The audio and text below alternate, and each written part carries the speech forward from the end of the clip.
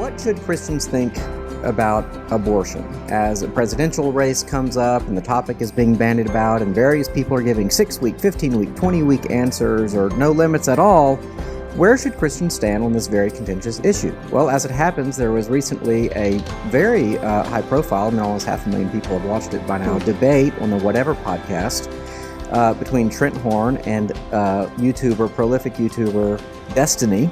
That's his name. And we're going to be reviewing that debate today on Theology on Air. So thanks for joining us, those of you who have found us live on YouTube. And this is kind of an experiment because technologically I'm going to be playing snippets from this debate, which is fair use, I think, because we download it. We're not monetizing this, so I think it's fair to use YouTube videos if you're not. But also, if for an entirely different reason you want to send us money, you can. Yes, if for an entirely different reason, go to HoustonTOT.com and learn about Theology on Tap, when our next events are, and what we're up to these days, and how you can partner with us. Our events are growing. More and more people are showing up, so we might have to turn you away at the door if you don't get involved soon. So do check us out. Looking forward to an event in November that we've been working towards that I think could be really interesting. Anyway, check us out, HoustonTOT.com. But this, just to set the stage a little bit, this is a debate between a Roman Catholic apologist named Trent. He's done, say, a debate with James White, a number of other people on kind of traditional Roman Catholic issues. He does a lot with Catholic Answers. He's going to be in Houston doing 2 debates back-to-back in February on Sola Scriptura and Purgatory at my church at First Lutheran, and you can buy tickets for that now. In fact, they're actually selling quite well, so you might want to get on top of that. We're also, Theology on Tap is doing an undercard, is that the right word? Yes. Like a boxing term? Yes. Debate before the Purgatory debate, where we're going to kind of put our own spin on it. So just lots of fun things coming up. Yeah. Yeah. So check that out. And then Destiny he's been on like Tim Pool's show. That's where I heard about him. He's kind of progressive, but he's known as one of the kind of progressives, like with an open mind, and he thinks about things critically. And I mean, there are conservatives without open minds too. I'm just saying that in the YouTube space, it's kind of like everyone is like in their corner fighting. But he's like, well, let me consider this. Thoughtful. And, yeah. Yeah. And so he's obviously very bright. They're obviously very bright. It gets into a lot of philosophical stuff that I don't want to get into, but I don't necessarily want to get into this to just look at, oh, this guy's arguments are great or they're terrible or anything like that. Actually, I think both of them make fundamental errors. And so for our Theology on Tap audience who maybe doesn't know where they stand, maybe they kind of have a more moderate point of view, my position I would not consider moderate. I would consider it humane, which is I would say there should be no abortion. And I think I can make the case really in any situation other than the health of the mother. You know, if you have to choose between 2 lives, it's an ethical dilemma. There's no good answer to that. But, generally speaking, so I don't want to get into what my points of view are. I want to look at how they argue it and why. And Trent Horn, just as a preview, comes at this as a Roman Catholic. So Roman Catholics, he does not argue at all from the Bible. And that actually stood out to me when I listened to this. Good. Crazy. I think it's a fatal error. And so I want to encourage the Christians listening to this that, we've got to stop being afraid to argue from biblical principles on matters. At the end of the day, it's not like you can argue some uber reasonable case that an unbeliever is going to be like, oh, okay, So he definitely didn't use scripture, but he almost didn't even very much use God at all. Right. Almost just in a nod when they would talk about morality, but I'm sure we'll get into that. Yeah. He appeals to intuition a lot, and we'll hear that, and natural law. So natural laws, Protestants use that, but Catholics I find use that, are quite a bit, which is interesting because it assumes, oh, well, there's this law that's so obvious to everyone that everyone can appeal to it. I'm like, so what natural law is what? That we just know what's right and wrong? Basically, the law is written on our hearts, which of course is Scripture, which of course I do agree with. But it's like this objective standard of law to which we can all appeal, which I would say, well, no. And Destiny comes back against that and makes some really good points. Yeah. And I would argue, for example, you might put natural law, I hope I'm getting this correct, but might put natural law in like the category of like general revelation, right? So you wake up and you look around and there's certain things you can observe about the nature of the universe and what's right and wrong. It's like C.S. Lewis, Mere Christianity's like moral intuitions and stuff. And generally I don't disagree with that, but then there is specific revelation where God says, this thing is wrong. Yeah. And, maybe not even this is why it's wrong. He just says it's wrong. And so then as God's creatures and how we relate to revelation, the question then is like, well, how do I decide? How do you make decisions? So when you have an issue like this, or like slavery, which will come up, how do you decide what is wrong? Because each side maybe has some. I'm not defending slavery. I'm just saying there are people who mounted arguments. Yeah. So with all that said, let's listen to snippets. This is like a 3-hour debate that we're just going to listen to like 10 minutes of. So I tried to clip the highlights we're from. Doing you a favor, really. Yeah, basically we're doing all the homework for you. Version. So this is Destiny's position, and and when I go to, what's going to happen is when I go to the scene, it'll cut our mics off, so it'll only should play there. So we can't gasp and make crazy noises. Okay, yeah. Cool. So let's see if this works. So I think that the typical pro-life argument is the idea that we say that life begins at the moment of conception. I believe that there is some kind of life that begins at the moment of conception, but the thing that we're interested in protecting is the human conscious experience. Whenever we talk about a person, we're not usually talking about a body or a collection of cells. We're talking about some other conscious sentient being. Whenever we're talking about pain, suffering, harm, happiness, joy, any of these emotions, we're usually talking about somebody that can experience them as such. When we look at the end of life, the instructive moment is when the person no longer has or is capable of having a conscious experience. So I think when we look at the beginning of life, we should also start at the same point, which is when that conscious experience forms. So my argument is abortion should be illegal at the moment that the fetus is capable of having all of the parts communicating that can deploy said conscious experience, which I read is anywhere from 20 to 28 weeks. So legally, I say probably at about 20 weeks would be the safe point to start protecting that person that's now developed in the womb. Okay, so pardon the technical glitches on that. So basically, that's Destiny's position, and so he's basically saying, well, I think that a body has enough parts to work at, say, maybe 24 weeks, where it can have consciousness, and that's going to be the key to this entire conversation. And so he says, so let's back it up to 20 weeks to be safe. And so, well, it's not just consciousness, it's conscious experience. Yes. And then in that, I didn't realize the first time I listened, it's a subconscious potential experience. Yeah. Well, potentiality, I think, is key to this as well. Yeah, because it's like, well, okay, let's say you develop conscious experiences at 28 weeks. But you have potential conscious experiences, long before that, right? So, okay. So this is his position. So 20 weeks is like a safe bet. So he would say up to 20 weeks, sure, abortion, no problem, all over the place. But after 20 weeks, no. Now, I will say to his credit, he is certainly going to get pushback from his sort of left side, because there are obviously advocates of abortion long after that. And so he's kind of sticking his stake in the ground at 20 weeks. But there are definitely people who would say there should be no limits, or obviously there's the really crazy people mentioned, I think they're crazy, who would say like after, birth, essentially like what if you change your mind and, the human being is still not, conscious at that point. So, so this is kind of where he's at. Now let me see if I can go to, Trent's position, let him lay that out. Right. And so my position would be that your value comes not from what you can do, but from what you are, that human beings acquire and lose different abilities throughout their existence. And many of our abilities are also shared by non-human beings that don't have a right to life. Like when it comes to consciousness, there are animals that exhibit levels of consciousness beyond what many humans exhibit, like infants, for example. There are many non-human animals more conscious than them. So I don't think that it's consciousness that makes us valuable. What makes us valuable is that we're members of a kind, of a rational kind, and every member of that kind has equal intrinsic value. So I just think that every human being has equal rights, equal dignity, and that this phrase, every human being, would include every member of the human species. So that begins at fertilization, and then that would end when someone dies, when their body parts no longer function together as a whole. So when their body parts, you begin to decompose. When your body starts to fall apart, that's when you stop existing. You start existing when your body parts work together to allow you to grow and develop, which biologists would agree happens at fertilization. So that would be... Okay, so pretty standard view. Now, so he's saying, and I agree with everything he says there, of course. Me too. But what I would say is kind of what's not said. And what he doesn't say is that man is unique in creation because he's made in God's image. I mean, it's so foundational. It's in Genesis 1, let us make man in our own image.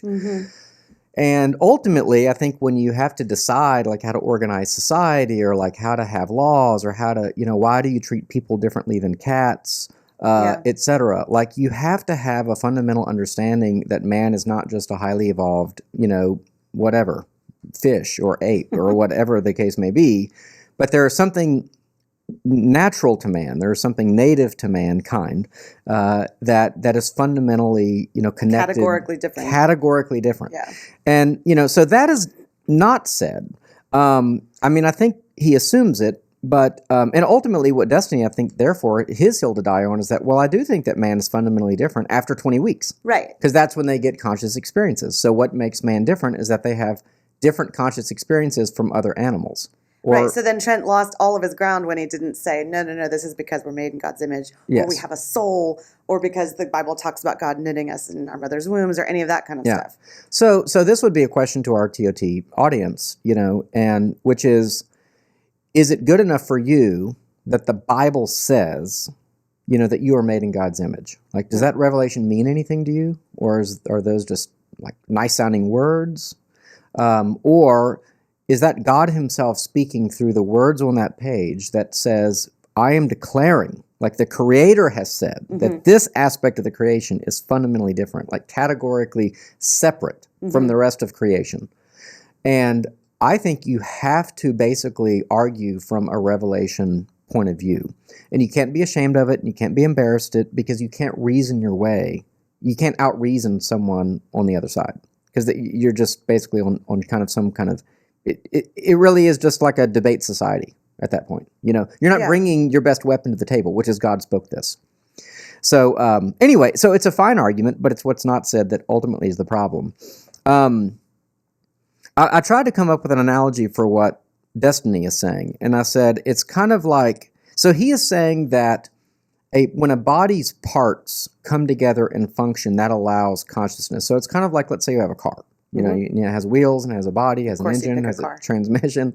Well, I don't know. What would you pick? love like cars. Like a dollhouse or something? I don't know. Oh my gosh. That Gender was a joke. stereotype much? That was a Keep joke. going. Okay, so you have a car, and all of those parts have value in and of themselves, but the car doesn't run without all the parts working together.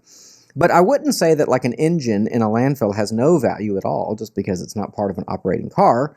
It has potential value. Right? Like, you can take that engine, put some oil in it, give it, whatever it is you do, a spark plug or whatever, and gas, and it can run again, and it can be, useful again. Now, it could be that an engine is at a point where it's dead. Like, you can't bring it back to life. Like, the pistons have rusted shut, or, there's something categorically, like, fundamentally wrong with it. You can't bring it back to life. And sometimes, and that's another thing I think missing in this debate as well. Like, sometimes it's okay for a human being to die. And I actually found that myself at a little bit of disagreement maybe with Trent Horn, where like he seems to say like we should always like prolong life, and I think it does get complicated like with end of life issues. I think that's so much more complicated. Yes. Anytime people start, because this conversation always dovetails with a conversation about what about people in the end of life and they're suffering, or their brain has died but their body's still living. All those questions to me are just so much more complicated than this one, because this has all the potential in the future, which he does talk about. Yeah.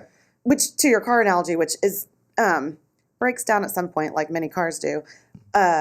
You can have a car that has all of its parts, and some of the parts might not be working, but it still works. Yeah. The AC breaks, you still have a car. Yeah. And you could take that back as many things as you want, like, right. It's squealing, the brakes aren't great, whatever. But at some point, like it's not a car. And I think that's right. Destiny's point, which is if you're only a sum of your parts, then at some point, there's not that kind of, potential. Yeah. Anyway. What is the sine qua non of a car? And by the way, I also don't even know where he never says this 20-week mark. He said, I read. And so maybe he read somewhere really reputable. I'm not a scientist. But I just imagine this same debate happening like 20 years ago, like not even that long ago. They wouldn't have had the same number we have now. And so you wonder, like, well, what might we know in 20 more years? Oh, wow, it turns out, because he doesn't even appeal to the pain thing. Sometimes people talk about that. You can see the baby squirming in pain. You know that they have nerves and a nervous system. But he's really talking about, he used the word subconscious. So he's talking about some kind of brain/mind activity. How are they measuring that? Yeah. Anyway, It just seems really dangerous to say 20 weeks now, but I think that's the question. It's like, well, and again, for our audience that maybe doesn't know where they land on this question, Or maybe they do. But from my point of view, everything after conception is arbitrary. So if you say that life, begins or is worthy of defense at such and such time, any point you choose after conception or fertilization, and maybe somebody could say, fertilization, implantation in the womb. Some people might, because that could be 2 weeks for fertilized eggs to make its way through the fallopian tube into the uterus and implant. So maybe you say implantation. But anyway, my point is if you don't start at the very beginning, like any point you choose after that is going to be arbitrary. Yeah. Because however you get to that, say, 9-month period or 8-month period was 8 months of development. So if you cut off the development, it's like building a house. It's like saying, oh, I'm glad my house just showed up. Well, your house didn't just show up. They laid a foundation, and they did the framing, and then they did the sheetrock and the brick, and da-da-da. And so it's like you can't, if you dismiss any one of those things, then you don't have the completed thing. Yeah. And so it's like arbitrary to be like, well, I think the house has value after the 3rd week of construction. Yeah. It's like, well, the foundation has value because someone else could come in and build a house on it. Or, you know what I'm saying? The potential. It always comes back to that. It's always about the potential. It has the potential for human life. Yeah. The second that the sperm and the egg make that magical match. Exactly. Okay, so let me see if I can go to the next section here without a long delay. Let's see if I can work some magic. Important in this this is an I understand these things are and I'm fine showing actually from all the stages. So if you want to bring me back up here, like this would be first trimester. So that's about, we actually go back. So this would be a embryo. It's about 4 weeks old. Most abortions happen right after this point, but you can see the heartbeat, things like that. So that'd be the first trimester. Then we go forward a little bit more. We've got 8 weeks. So that'd be an embryo at 8 weeks. Then this would be, a fetus at 8 weeks, I should say. Then this would be 12 weeks. That's what we have here. And then right before the cutoff, right before Destiny's cutoff would be, this would be 19 weeks. And then, so my question though is, this at 26 weeks, let's bring that up here. My question would be, why is the killing of this thing so bad that it ought to be illegal? Can you just explain to me the badness? Like what's happening here that's so bad it ought to be illegal?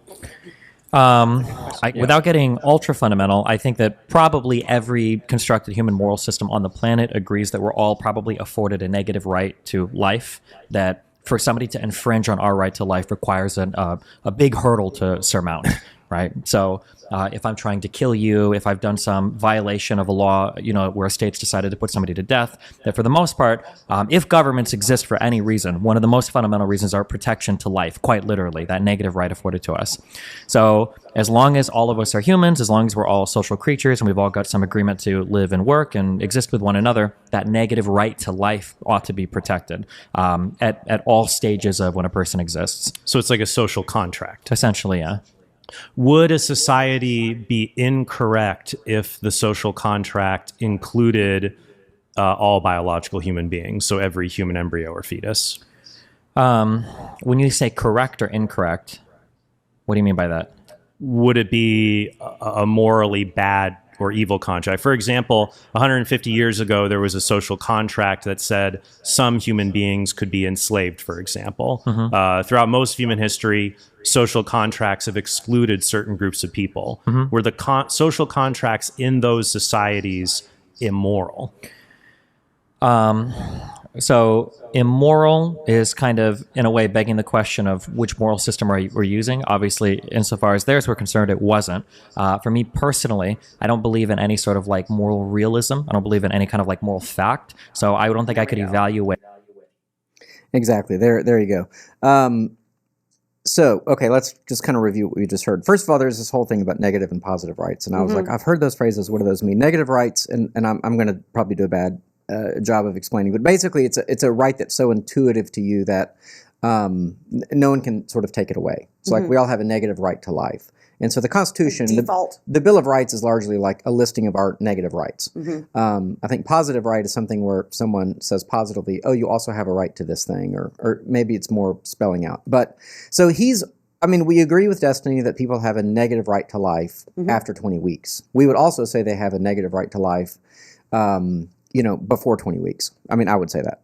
So, and so at this point, though, this, we've kind of touched the nerve here. Like this is the debate that Trent Horn realizes. Okay, so basically it's a social contract. Like your morality is a social contract. So basically, at this point, you're saying that at 20 weeks, that moral contract, that agreement, that the right to life begins. It begins at that point, and that's something that we agree on. So then Trent Horn does the right thing, and he looks at history and says, "What about in history when we didn't agree that there were these, negative rights to say not be enslaved or something like that?" He says, "Well, it was they thought that was okay, but I don't."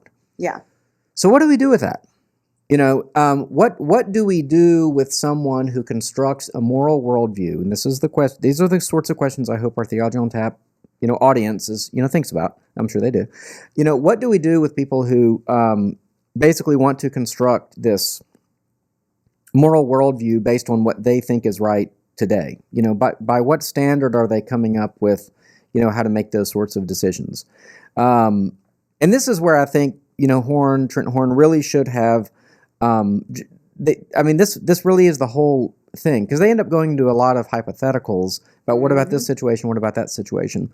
But they always go into those hypotheticals without establishing this kind of moral standard. Yeah. So it's like, well, what do you think about this? Well, what do you think about this? Well, you have two people sharing opinions, but what determines the rightness or wrongness of those sorts of things?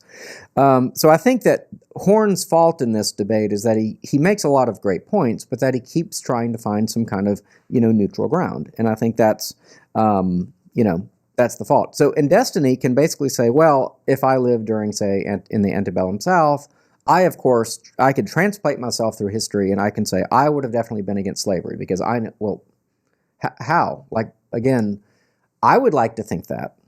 I'm not saying I know that I would have been, but I have a tool at my disposal, which is the Bible, which if I had read it correctly, it would have made kidnapping a death penalty offense. It would have made that's kidnapping.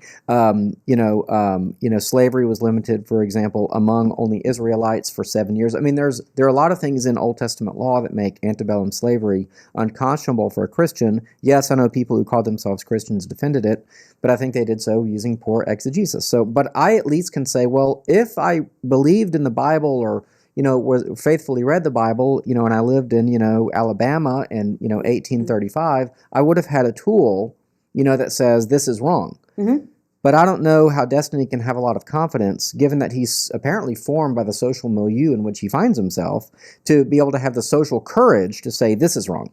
Yeah. And because he doesn't have that courage today on this question. Trent Horn asked him, I don't know why I have to say his last name, because we're only two people there, but he asked him something like, well, do you think that's objective? Do you think that's an objective right or an objective decision or something? And Destiny kept coming back and saying, what do you mean by objective?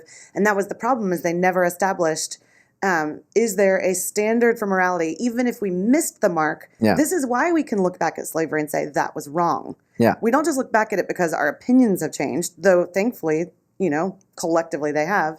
But we look back at it and we say, no, because there always was a standard. It always was wrong. It was wrong then, even when people didn't think so. Yeah. And that's the same thing for abortion now, but he never sets that up. So then you have Destiny going, well, what do you mean by objective? Like, no, that's not the worldview I'm working with. Yeah. So they were always going to kind of do this, sort of talk past each other. I wonder, too, in 100 years, there's a news story a while back about it was like a meat packing plant or some kind of factory or something where they basically had child laborers there. They were immigrants who had come to America in the last few years, and they were working crazy amounts of hours, living in squalor. They were being taken. They're modern day slaves. That's what most human trafficking is. That's not sex trafficking. In fact, we went on a cruise recently, and we ended up in a long discussion with the guy that waited our table, and because almost everyone on this cruise is international. I think 100% of the workers are from all over the world. None are from America. And so he was from the Philippines, and he's told a story, long story short, how he worked for someone who took away his passport. And once they take your passport, he couldn't leave. And so he essentially did forced labor for a time in this foreign country until his embassy basically got him out. And he's probably lucky to have had a wife working back home, getting her rep to talk to their people to get him out. That's how human trafficking happens. And I wonder if in 100 years, when all of that has been taken care of, and there is no more human trafficking anywhere, people are going to go, can you believe that political party in such and such country at such and such time allowed, say, people to come into this country and they were working for these massive corporations, unsupervised, underpaid, and living in squalor? Because that's what's happening right now. Not to mention sex trafficking and all of that. And we're turning a blind eye to it and we're not doing anything about it. And so I don't know if 100 years from now people won't look at us like we look at the antebellum South. But the problem, I would argue that we have a moral cancer in our country that if you allow abortion, if you degrade human life among the most vulnerable, then it has a seeping effect into the rest of your culture, where you essentially have a culture of death that's tolerated, and it spills over into our culture, into other aspects of law. And you maybe can't connect the dots directly, but I think they you have a fundamental, now we have people, this week a big story, people joyriding in a stolen car, they run over a guy on a bicycle, and they laugh about it. And they a cavalier attitude about life. I don't know how people are not seeing that. It's all over the place. Maybe it's just on my Twitter feed. Well, one piece, to sort of answer what you just said, that they didn't really get much into. Toward the end, they got to talking about, and maybe you're going to cover this, I don't know, but the mother, should the mother be, quote, forced to carry, et cetera, et cetera. But they don't really talk about, one of the common arguments is like, well, the mother is a life too, and she has dignity, and she makes decisions about her own body. They never really separated those two things out. I have a feeling Destiny would have agreed that the life growing inside the mother is its own entity that has its own, like he would say, negative rights to life. And that's like half the question right there, because that's the rationalization with this sort of culture of death, that we view it in such a cavalier way that we think, well, it's not really life. You can look at the mom on the outside, you can't see the baby inside. And so it's easy to be like, well, we'll just take care of that because, it's not really its own thing. So then when we use words like murder, people think we're crazy. Like, oh, okay, murder, let's not get insane. Yeah. Anyway. Well, yeah, but the thing is, he agrees it has natural rights, but only after 20 weeks. Yeah. So you have to keep coming back to this question of like, well, what's so important about 20 weeks? And that's what Trent Horn is doing, like showing those pictures. Like, what about this baby? What about this baby? Well, and I wouldn't be a very good debater because I'm not nearly as fast as these guys, but I would have loved to just insert myself and be like, what about 1 hour before it flips to 20? Like what about 1 hour after? Like how, on the nose are we? Is there some synapse that we can be like, ta-da, it just happened. Okay, they have subconscious memories or something. Yeah, and even the 20 weeks thing is like, well, I think when they do a sonogram, they say, well, I think you're so many weeks along. But, you don't know actually what implantation happened. You don't know, there is always some wiggle room. So, but yes, he would say, and by the way, like, I just want to put this out, just these are not related to this debate, but generally related to these arguments in big picture. Like I said, I think, I don't make exceptions. And one of the reasons for this is that the enforcement of these things is very difficult, right? So like if someone says, well, I was raped, well, how do I know that? Did you go to the police? Did you get a test done? Like, do you have evidence of violence? And by the way, what is rape? Is that you had 2 beers and it was consensual at the time, but you later changed your mind? Or is it a violent attack? These are not easy questions to just, and then what it actually does, it puts a burden on a woman to have to report every single time she's maybe assaulted or something the next day, which most women don't do. Yeah. You know what I'm saying? No, so, you're definitely getting into really touchy territory there. I think you and I, this is where we differ, not in where we stand in our conviction, but in the way that I would address this part of the argument. I would be happy to, for the sake of argument, cede all of that. Because A, because it's so rare, and B, because, okay, if we got to the point in America where the only times abortions were happening were when someone was, and let's just say, legitimately raped, then that would be such a win. That I don't want to spend my time. Well, that would end 99% of all abortions, so. Right, that's my point. Yes. So I'd rather just cede it than get into it. I totally agree with that. I'm just taking that next step of, okay, well, how would we enforce it? You know what I mean? Because they get into that a little bit at the end with the whole DNA. They do. Yeah. They do. Scams and stuff. Okay, let's keep going. They do a little bit of hypothetical. Let's see if I can get to this. They get into some crazy. What about a duck? What about a pig? Yeah. Agreed. So starting now. So like I would say it's evil to rape someone. It is wrong to do that, and it is a fact that no one should ever do that, full stop. Would you just say, rape makes you feel bad, you don't like it, you'd prefer people don't do that? Yeah, that's essentially the non-cognitivist position, right? Because I don't think you can, I don't believe there's a fact to be observed. My challenge would be is, how do I observe a moral fact? Well, I just think that we have a sense of observing morality, just like we have a sense of observing the natural world, and it's not the Matrix. We have an intuitive ability to do that, and I have no reason to deny that ability to exist, that ability exists. I just as I know the world around us is real, even if I can't prove that, I know that it's an objective fact that it's wrong to rape children, for example. All right, so again.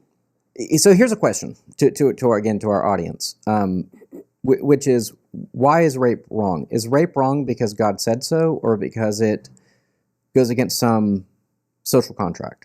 Well, and also it can be multiple things. Yes. I mean, it could be because God said so, and also there's this baked-in idea that we all have in our own conscience, that's different from the word conscious. Yeah. That it's wrong, which also comes from God, but that's a different kind of revelation. Yeah. Yeah, I'm with you. I mean, but that's the thing. They never get to that. He's hinting all around this idea that is there a standard outside your feelings? Well, and I just feel like, and it's not like the law in the Old Testament is exhaustive. It's essentially a case law system that you have to apply in later, situations. However, in nature, rape is something that happens. Animals forcibly copulate with other, males to females, to produce. So, and I don't know that there's anyone picketing, like a government about, or something, yeah. Make this stop, so it's like, but if all we are is an extension of nature, then all we have is a social contract. And then I think the bottom line is that at some point you're going to lose kind of your moral footing. And I actually think you'll lose some of your own soul. And I think we'll see that at the very end, I might even skip to this. We might not go through every one of my clips I talk about. But at the very end, I'll try to highlight where I think Destiny actually reveals himself when he's worn out and tired. He says something that I find so callous. And I think, okay, he sounded really smart for a long time. And he sounded like he made some reasonable arguments. But at the end of the day, it feels inhumane. Like his arguments in the end strike me as proving not to be, good enough. I want to say one more thing about the question of why something is wrong. And rape, of course, is a really extreme example. But we have God's word that tells us some things. We also have God's word written on our hearts, right? And this sense of, and I think everybody has this, every human being has this, whether or not you're on Team Jesus or what religion you follow, you have a sense of this, I don't know if you want to call it empathy, but when you see, and let's take it to something less extreme than rape, let's just say somebody being really mean to somebody else. If you watch that on a playground, two kids, one's this thing really cruel, maybe they hit somebody else with a stick, and then you see that other person just wince in pain. There is something in us. Now, yes, it can be sort of beaten out of us, and yes, we can be conditioned away from it, but there is something innate in us that jumps at that and says, oh, I don't like that, seeing that person wince. I don't like that. That is baked in. Now, I believe that's baked in by God, that he gave us this sense of right and wrong, and then, we can be sinful and we can move away from that. But when you combine that with Scripture, it's a really strong case. So let's say he didn't use Scripture, but what he does, so let's say there are three levels to this. The first level is what Trent Horn says, which is it's natural law, it's intuition. Just like you see somebody being mean on a playground, you feel it's wrong. Yeah. And that's common ground we can all agree to. And then the next step would be to say, but we feel that way because of who we are and what we are as creatures made in God's image. So I agree that we have that. We do. It can be beaten out of us, like the Stanford prison experiment or something, right? Like it can be beaten out of us, but we do possess that empathy, that ability, that desire to care for it. We do have a sense of right and wrong and of justice.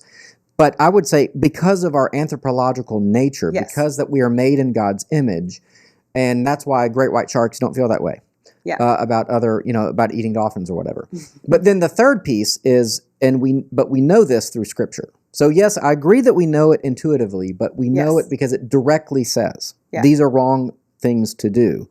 And you know, you can get into like uses of law, and you can say, well, God gave us the law to make it very clear, hey, don't do this, you know, like for all of us nincompoops that, you know, don't listen to our intuitions or something. Extra, yes. Yeah, boost. But I don't think Trent Horn goes beyond step one.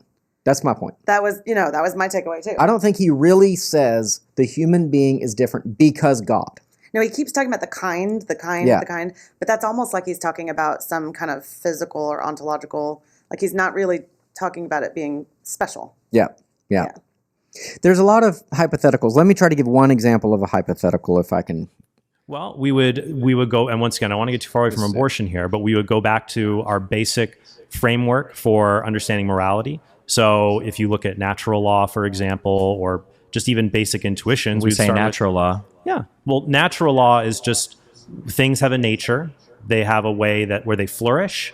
We can see a good tree versus a bad tree non-morally. Sure. But do you get worried that you run into weird naturalistic fallacies or assumptions there? For instance, it's natural for very young people to have sex before marriage, naturalistically, right? Sure. So how do you reconcile that with biblical law? Well, I'm not even bringing the Bible into this. Okay. So like when I would look at, let's say, like what our organs are for, I would say, okay, well, what is sex? What does it do?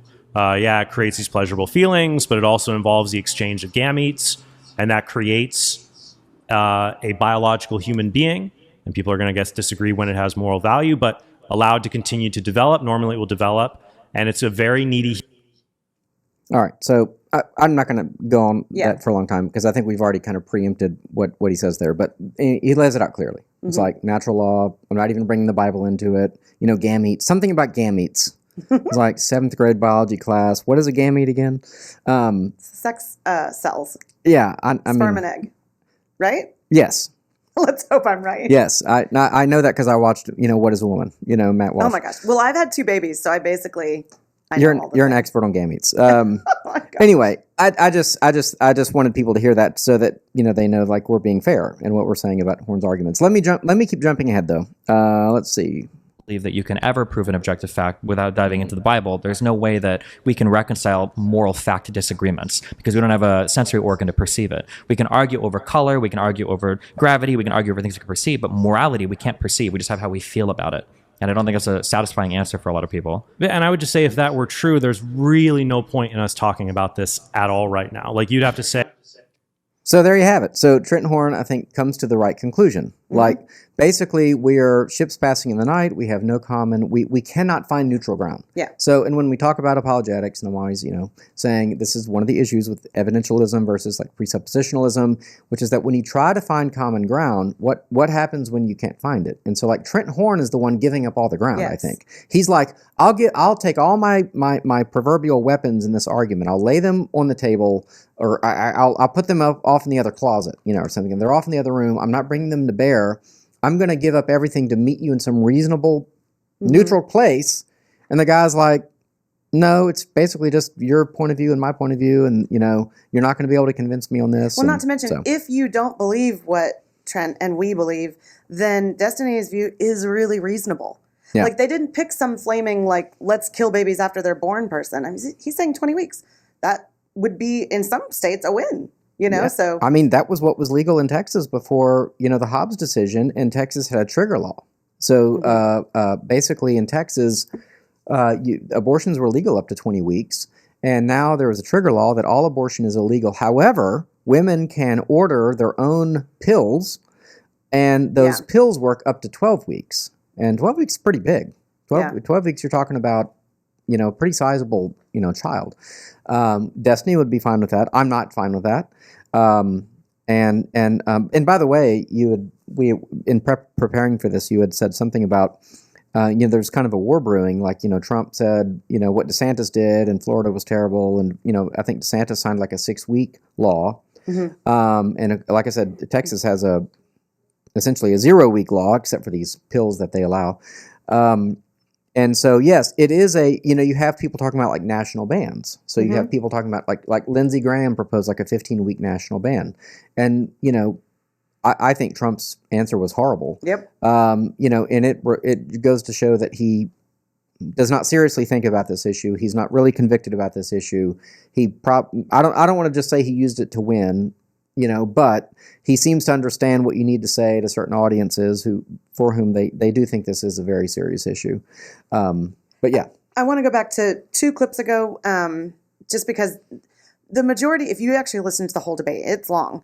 I listened to it on 1.5 speed. And a couple of times I had to stop and let my brain catch up because they're very smart. But they do a lot of talk about philosophical things and these woulds and coulds and shoulds and intuitions and syllogisms and all kinds of things. But the thing they just said about, and Trent said it, if you just think about natural law, you look at a good tree or a bad tree, and it's about what makes it flourish.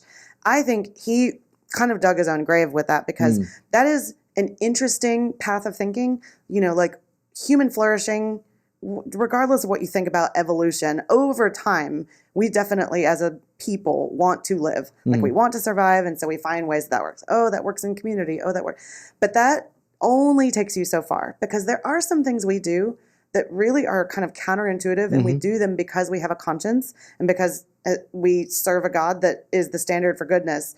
And so I think that whole philosophical thing became the entire debate, which was interesting, but I wish they had gone to the root of it. I wish Destiny had said, talk to me about flourishing, because that doesn't always hold water. But then they just kept going on about dogs and pigs and weird stuff. So. Well, what about self-sacrifice? What That's about what I'm saying. Yeah, isn't that a preeminent value? Of course, Christians think so, since Jesus sacrificed for us, so we think we ought to sacrifice for others. But if human flourishing is the goal, I talk to college students, and if I talk to them about this issue, they'll say, how can you bring a child into poverty? I'm going, you live in the wealthiest country the world has ever seen. So if this isn't enough wealth, what is? A poor person today lives better than most kings because they have indoor plumbing, they probably have dental care, they have, they have chemotherapy if they get cancer, et cetera, et cetera, et cetera. They have buses that take them places. I'm not saying it's good to be poor. I'm just saying, by historical standards, if we applied your standard of who shouldn't live today and we went back in history, none of us would be here. Not to mention, it's a little bit, I don't know if it's exactly the genetic fallacy, but it's that same kind of idea that well, you wouldn't do this thing if this situation, but then all you have to do is look at all of the stories of triumph over that kind of thing. Right. How many, athletic stars or, people in entertainment have the story of, man, I was born in poverty. I had a single parent. I had to fight my way out of the hood. And now look, I'm excelling. I'm thriving because life doesn't always go the way that you think. So yeah, that's a little bit of a flimsy argument in my mind. Well, I thought where you're going to go when you were talking about human flourishing earlier was, what about, someone who's, say, diagnosed with Down syndrome in the womb, and this is an easy one to talk about because you have countries like in Scandinavia bragging, we've eliminated Down syndrome. No, you haven't. You just aborted everyone who was diagnosed in the womb. You just murdered them away. Yes. And we do that by a large amount in America. I think 50 or 60, children percent, diagnosed with Down syndrome in America, I think, are aborted. So, because you'll say, well, yes, but they won't be as happy as they could be, so we'll kill them. Is that how this works now? Do we kill people who, I don't know. We have a standard of what life is good enough to live. It's one where we have our own automobile and a 3-bedroom house and a certain amount of money, and we get to eat out every now and then.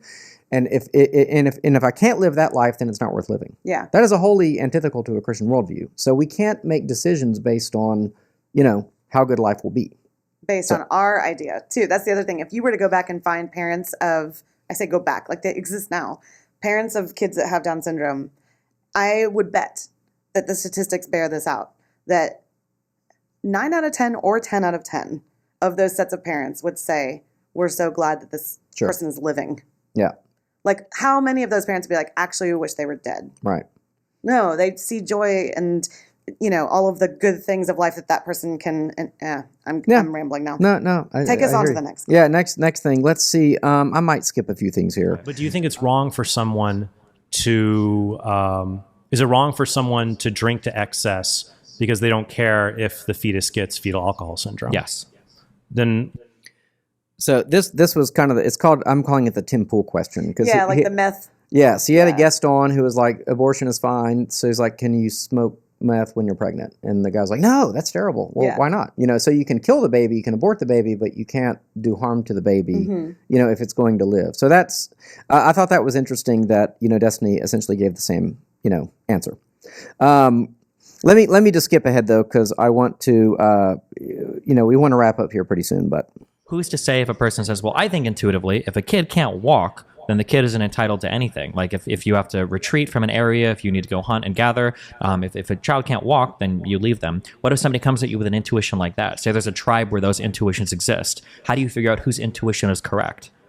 Well, we look at how we've come to understand human beings, and there might be really rare cases where you only have enough food to feed certain people. That's not what I'm talking about. I'm just saying. Are you saying they're killing they just leave them there? Yeah, they abandon the child. Why do they abandon the child? Because they're not able to care for the child?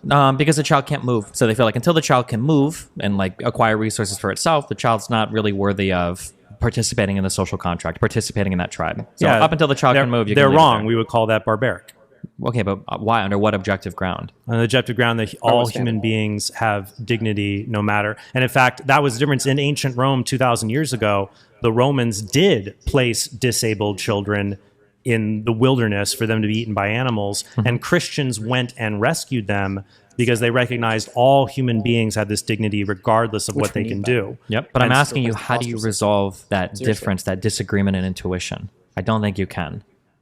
You can say it's wrong or barbaric. But that's the same thing. You could have somebody who says, look, I think that marriage just means you have 24/7 access to your wife. So hold on, we don't need another analogy. Just on that example, somebody says if it's a disabled child, if they can't walk on their own, I should be able to just leave it and carry on because the child's never going to be able to walk or whatever. Why are they wrong? That's their intuition. Their intuition points there. The reason why I'm highlighting this because you told me earlier that you made it seem like... Because then we could use reasoning. We could say, look, when you as an adult, when you get injured, we try to help you out. We don't abandon you. So then there's an example where we might apply moral reasoning to help them see they're being incoherent, for example. Why wouldn't you apply this to someone who's just a younger version of you, for example? But they'll say, well, I can walk again. What about for disabled children? You said the Romans did this. They left a disabled child. Right. And what if you say to the person... All right. We're kind of we're like parachuting in and then we're parachuting out. But I thought that was a good line of questioning by Destiny, where he's saying, okay, but by what standard? You're saying intuition. And what I'm saying to you, Trent, is that I don't have your intuitions. Right. That's not good enough. So what are we left with then? And he's like, oh, well, it's so obvious in nature that da-da-da-da. It's like, well, no, it wasn't obvious. The Romans didn't think it was obvious. The Christians thought it was obvious, perhaps, because they went but the whole point is you have Christians and non-Christians living together. Let's say we want to figure out let's say if we don't figure out the abortion question, let's just say we can predict the future and we know there's going to be a civil war. Okay, there was a civil war over slavery. Let's say this isn't. I mean, I definitely think in humanitarian terms, it's equal to that. It's unpersoning persons. It's dehumanizing humans. So let's just say we can set the clock right now that in 10 years, if we don't come up with some compromise on the abortion issue federally, that there will be a civil war. Okay. So and we have to come into the room and we have to decide. And, we have one side saying intuition and the other side says, well, my intuition's different. Well, how do you decide? I mean, at some point we're going to come out of this period and we're going to be one thing or the other. We're going to be a civilization and a culture that has less respect for human life or more respect for human life. And I think and I'm not necessarily looking for a political savior on this or a political answer on this. I want people's hearts to be broken for the unborn. I mean, I'll often say, like, the only thing you need to be pro-life is a broken heart for the unborn. That's it. Like, you don't need like intellectual arguments. You don't need philosophical arguments. You don't need know when consciousness starts. You just need to have in you like something that says that is a human being that deserves life, just as I was a human being that has life. And so it's very simple. And I want people to feel that and know that intuitively, you might say. Look at Evan with a heart, wanting people's hearts to break for things that are wrong. Anyway, but I thought Destiny did a good job of exposing his opponent's, weakness. Where basically he says you're appealing to intuition, like step number 1, but he never goes to step number 2. Like he doesn't ever plant his flag in the anthropological difference of humanity. And I think if you don't do that, you're going to eventually sell yourself really short. Well, and Destiny has a standard. He came in with that from the very beginning. My standard is and maybe there's intuition too, but this idea that, a conscious experience and some kind of science tells me, at least for right now, that that's 20 weeks. So that's where I will put. So, I mean, at least he's being like internally, what's the word? Like consistent. Thank you. Yeah. I mean, in that way, he sort of, at least philosophically, kind of wins. Yeah. I mean, he's consistent, again, just to be clear, like the inconsistency is that there's really no difference in kind. And Trent Horn does say this between a 19-week and a 20-week baby. Yes. It's totally arbitrary and, it is what it is. Let's just do 2 more clips. I've got more, but we're going to skip them. I want people, maybe people can listen to this, and this debate and come up with their own conclusions. But I'm thinking that our audience has a fair amount of young people. Maybe they're not fully formed on this. Maybe they don't know what to think about this. So I'm just trying to kind of say, here are some things to consider when you consider this. Let's see. This is the question of like only men are talking about it. Oh, yeah. Because I think they had some That's questions. why I'm in the room today, right? Yes. They had some questions like coming in, like super chats, it's how they make money in part. And so Horn gives a good answer, I think, to this. So since it comes up a lot, I thought I would share that. Discuss this. I would say that there's a kernel of truth here. That, for example, I and anyone else who has never been pregnant, which would include some women, are not in a position to say, oh, pregnancy's easy, pregnancy's hard. If you haven't done it, you're not in that position. Even people who have been pregnant, you don't know what it's like for other people to go through pregnancies. It might be harder or easier for them. Mm-hmm. So on the one hand, like if you've never been pregnant, you can't really say, oh, it's hard, or, oh, it's easy. You haven't gone through it. But you can say, for example, that child abuse or child labor, making your kids work in a mine or abusing kids, that's wrong even if you never have children. Or like a white person can say racism is wrong even if they've never been a victim of racism. Just because you are not personally affected by an issue, it doesn't follow you can't have a valid perspective on it. This argument, if it goes to its logical conclusion, transgender women can't have an opinion on abortion because they don't have uteri. Women who are postmenopausal, Hillary Clinton, Ruth Bader Ginsburg, can't have opinions because they can't get pregnant anymore. But it's like I can't get pregnant. They can't get pregnant in the future. I can't get pregnant in the future. So I think that the argument that if you are a rational being and you can assess moral reason.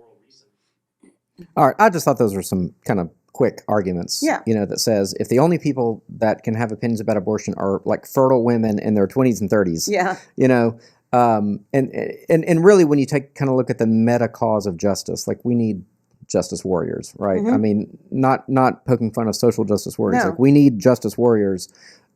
We need Christians to be justice warriors. Like we need people fighting for justice, even if they are beneficiaries of the system as it is, especially if they're beneficiaries of the system as it is. Yeah, well, we want that if you switch the issues, if you talk about, women being oppressed, do we want men out there fighting for women's rights? Yes. It would help because aren't they the ones oppressing the women? Yeah. So we need them to be the ones to change, just like we needed white people to argue for abolition. Yes. Because they had all the power and black people had no legal rights, essentially. But also this whole thing gets into that, I think, fallacy that, this is about women and what's happening to women. And I'm not saying that pregnancy doesn't affect women. I have been pregnant twice and I did not love it. It was not great. It brought me my beautiful children, but that is already starting to hint at this idea that the life we're most concerned about is the moms, and that maybe the life inside isn't as much of a life. And that's where Christians come down and say, no, that is a life that's worth protecting. And to be clear, what's happening inside the womb of the woman is a being with its own DNA that is developing on its own, information, so the woman, yes, provides a place and nutrition, yes, but the cells are replicating on their own. It is self-driven, if you will. So the 1 becomes 2, becomes 4, becomes 8, etc. So that's why, again, when I hear a lot of people say, well, it's her body. Well, no, it's actually a separate body. It's a separate body inside her body. Yeah. So, so yes, I understand, but, but different things. Okay, last point, and this is me maybe being a little dirty pool, but like I said, pool. Yeah, I think that's when like you play playing slops. Yeah, what is that? It's like, well, you don't say the ball you're going to hit. Oh, okay. You're like, it went in. That's what I was going for. Yeah. Yes. I think that's the same thing. Anyway, clearly, after 2 hours and 15 minutes into this debate, I think both sides were pretty tired.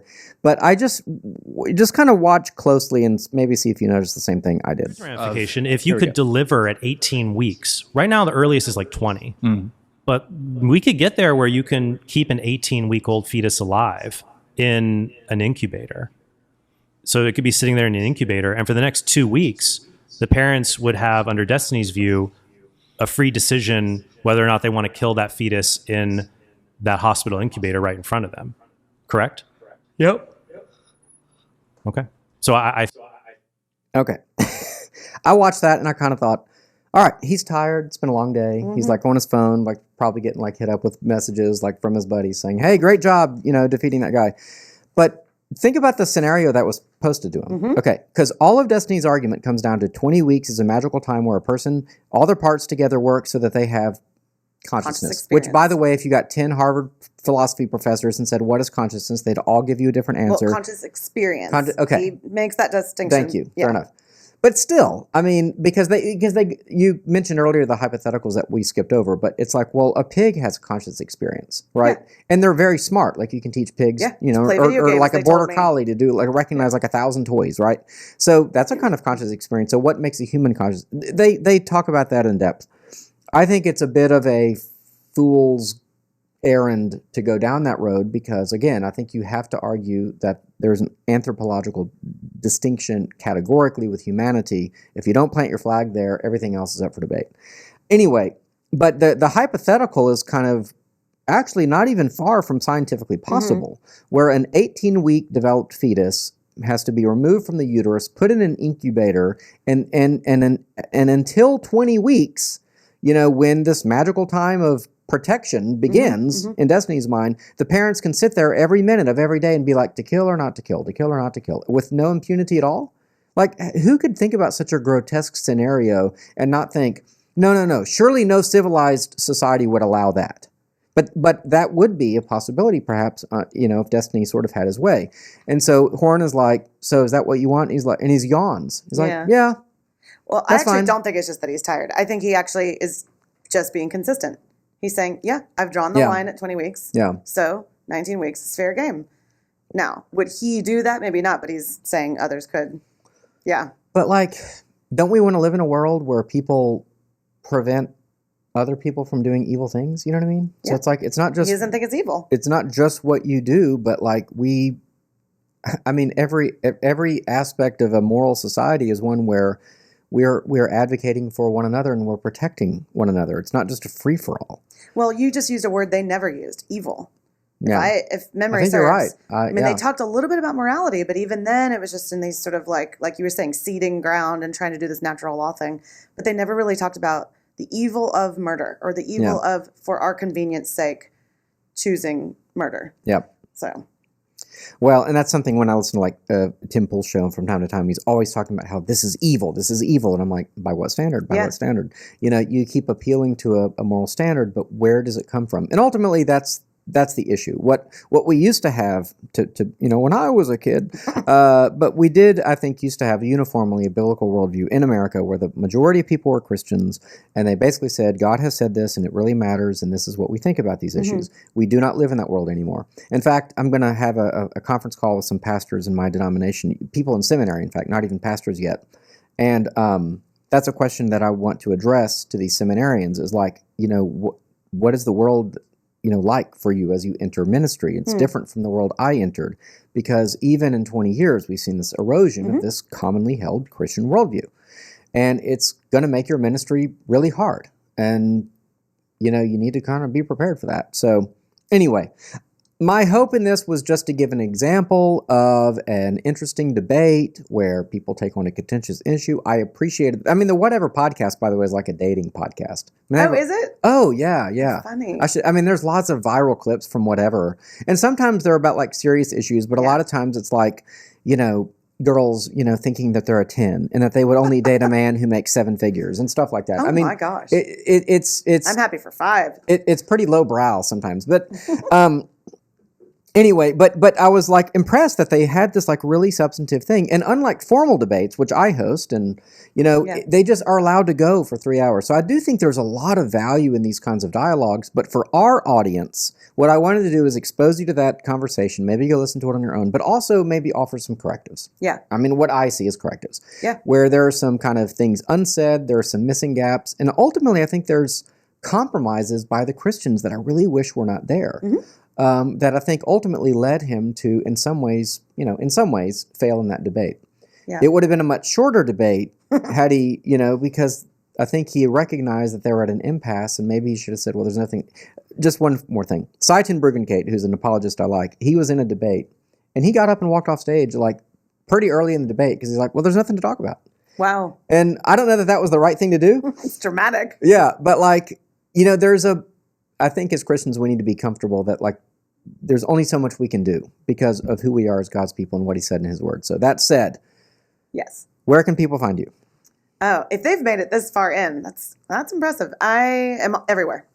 I'm omnipresent. I'm joking. I'm on Facebook. I'm on Instagram. But every leader, every team member for Theology on Tap can be found at HoustonTOT.com. Just go to our leadership page. Yeah. And you're Sarah. I don't know if I even mentioned that. I'm Sarah Stone. Yeah. And I'm Evan McClanahan. I'm the pastor at First Lutheran. You can find us at First Lutheran. And anyway, hope you enjoyed it. Until next time, we encourage you to question freely, think deeply, and disagree as needed.